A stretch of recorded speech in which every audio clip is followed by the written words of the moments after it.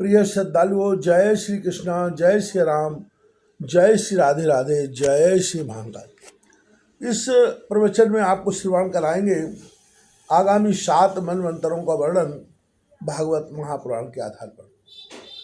सुखदेव जी कहते हैं, परीक्षित, विवस्वान के पुत्र यशस्वी श्राद्ध ही 7वें व्यवस्वत मनु है।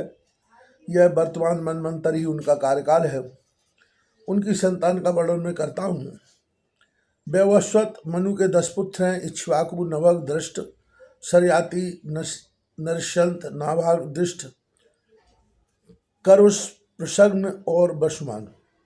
परीक्षित इस मनवंतर में आदित्य, वसु, रुद्र, विश्वदेव, मरुदगण, अश्विनी कुमार और ऋभु ये देवताओं के प्रथम प्रधान गण हैं और पुरंदर उनका इंद्र है। कश्यप, अत्रि, वशिष्ठ, विश्वामित्र, गौतम, जमदग्नि और भरद्वाज ये सप्तऋषि हैं।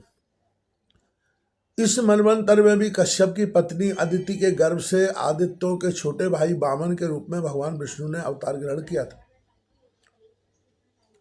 परीक्षित, इस प्रकार मैंने संक्षेप से तुम्हें 7 मनवंतरों का वर्णन सुनाया। अब भगवान की शक्ति से युक्त अगले आने वाले 7 मनवंतरों का वर्णन करता हूँ।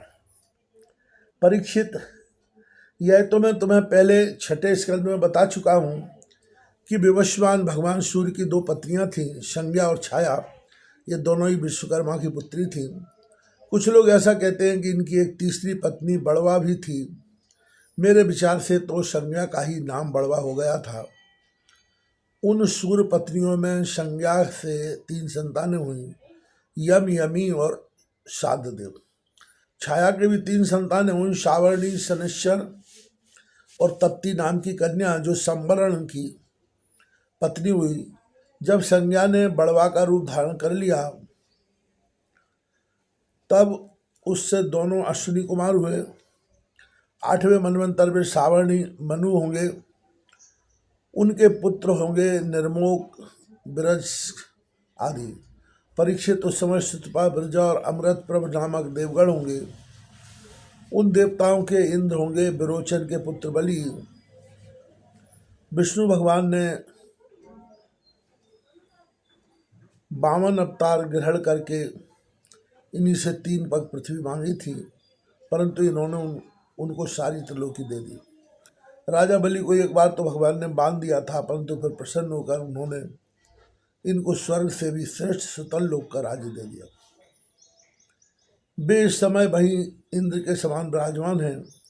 आगे चलकर यही इंद्र होंगे और समस्त ऐश्वर्यों से परिपूर्ण इंद्र पद का भी परित्याग करके परम सिद्धि प्राप्त करेंगे।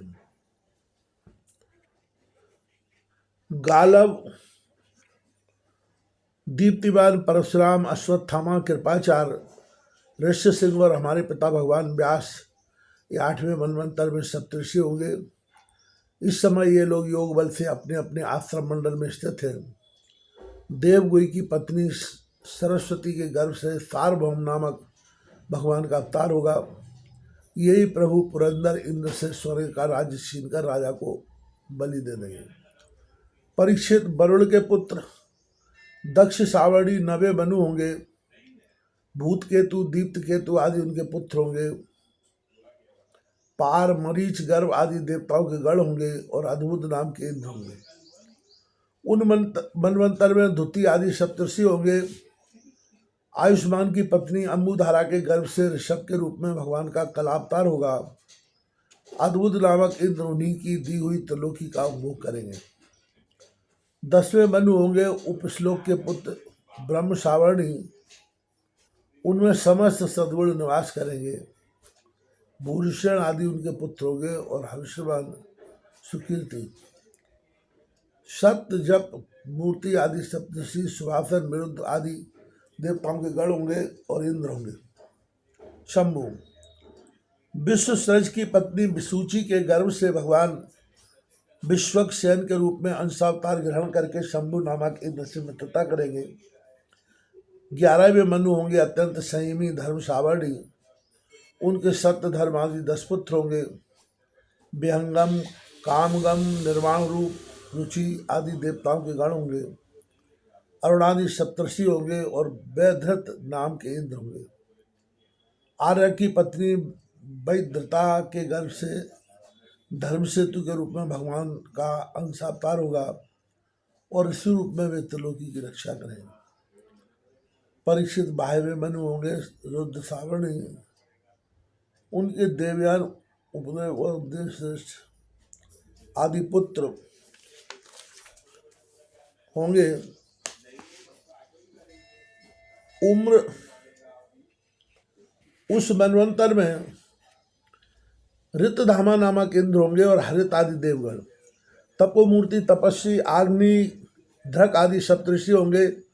सत्य शाह की पत्नी सुनृता के गर्भ से स्वधाम के रूप में भगवान का अंशावतार होगा और उसी रूप में भगवान उस मनवंतर का पालन करेंगे।